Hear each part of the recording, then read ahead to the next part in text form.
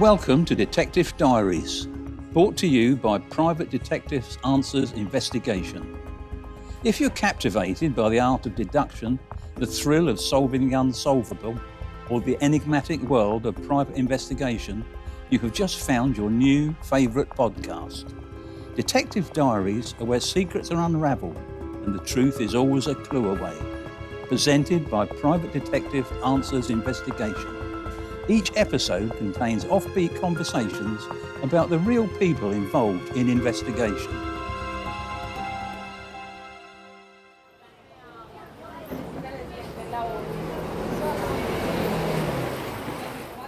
Welcome to another episode of the Detective Diaries with me, Harry Watts.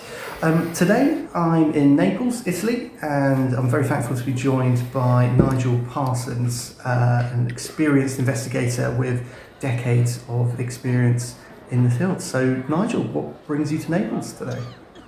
That's actually quite a hard one to answer. I don't want to be evasive about this, but we are working for a client and I can't actually talk about it. But I can talk about anything else.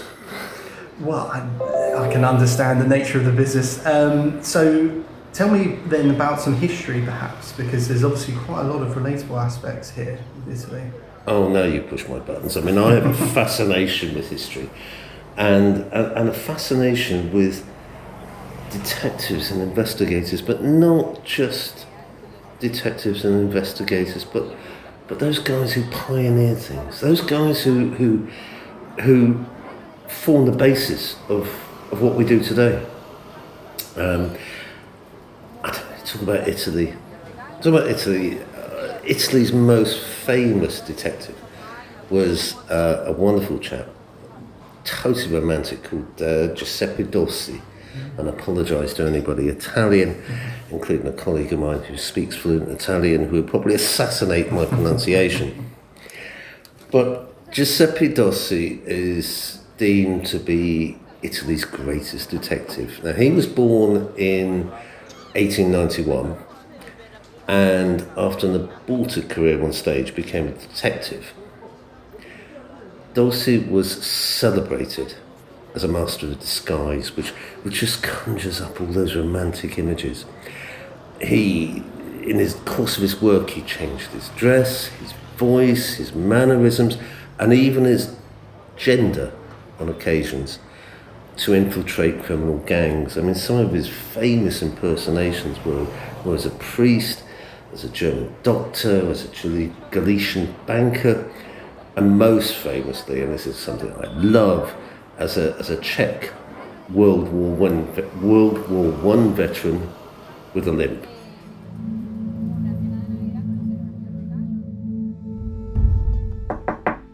Can you hear me?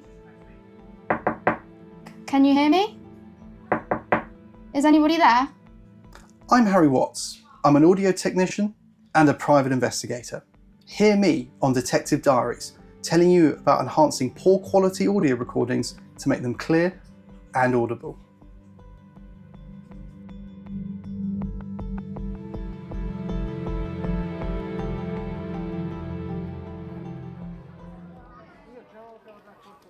There must be a multitude of disguises from what I've understood, but can you tell me more about the war veteran, the Czech war veteran disguise? But before we get into that, Dosi, his skills became known as, and again apologies for my pronunciation, but a fogolismo detectivisto, after the actor Leopoldo Fogoli, who was adept at changing his appearance on stage, often appearing as multiple characters. That Czech war veteran disguise, I mean, it was just incredible. It's stuff from storybooks. He disguised himself as a Czech war veteran. Bear in mind he's Italian, as a Czech war veteran with a limp. And a limp was a big thing.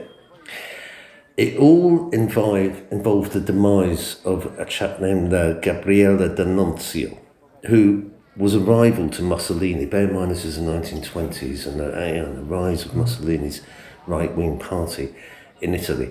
And D'Annunzio was one of Mussolini's rivals to become dictator. And Mussolini, of course, who later in 1922 would march into Rome with his black shirts to become Prime Minister. But the nuncio fell from a window and died. Dosi, coming back to our detective Giuseppe Dosi, did not believe it was an accident.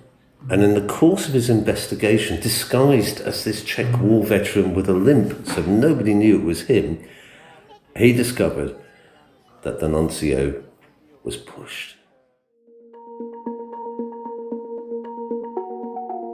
Get involved. Detective Diaries is interactive, which involves you, the listener. Do you have a case you'd like discussed? A burning question about investigative life? Send an email to podcast@private-detectives.co.uk or reach out via social media. You may hear your story featured in an upcoming episode. Don't forget to leave your contact details.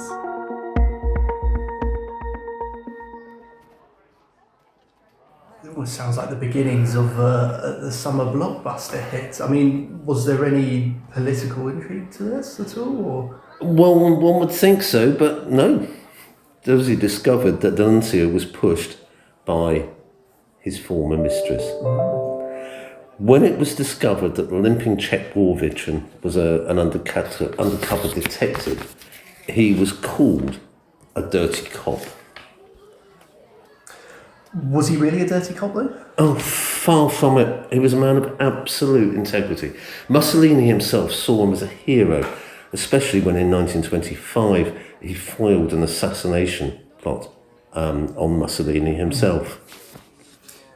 So what actually happened to Dosi after that? He fell from grace in 1927. Right.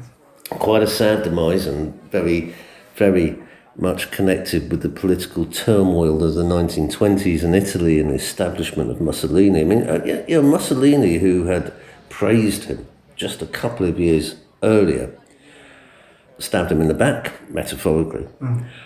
There were a series of dreadful child rapes and murders in Rome. The authorities, who were getting pressure because Mussolini's party was all involved in pushing the sense of justice and reducing crime and the massive things that went on in Italy at the time. Mussolini's party were pushing the authorities, so the authorities, the police authorities, they just set this chap up. Girolomini, his name was. He was not guilty, but suddenly, after I think it was 7 child murders and rapes, Girolomini was arrested and absolutely pilloried by the press. Dosi got this into his head, investigated very quietly because he was told he couldn't do, proved him innocent, and exposed a massive corruption within the police forces. Hi, I'm Torva Coatman and I'm the head of UK Fingerprint. We take your fingerprints for police clearances overseas and other licenses. You can listen to my podcast and all the services we provide here on Detective Diaries.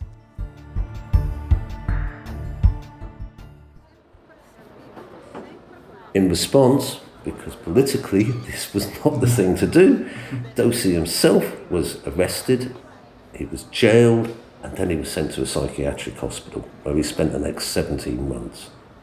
So he's had this career being as a professional detective, a pioneer of multiple disguises, and then has this fall of grace. I mean, what happens to him in this ward and in his later life?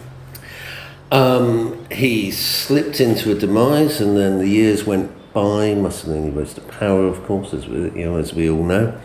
Italy fell under fascist rule, and then the Allies liberated Rome, liberated Paris in 1943, with horrendous stuff going on there. I mean, Naples, where we were sitting, was bombed to hell.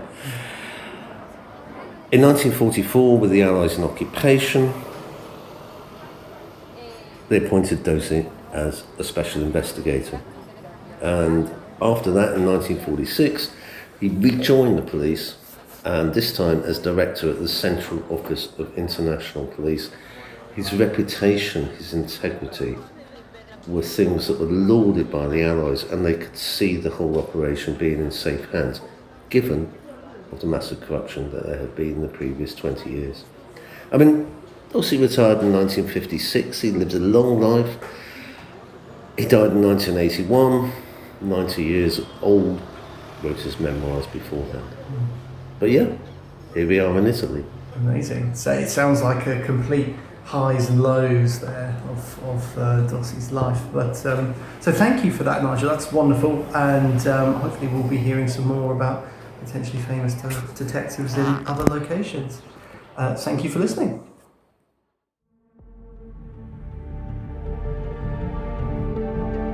We hope you enjoyed today's podcast, brought to you by Answers Investigation and UK Fingerprint.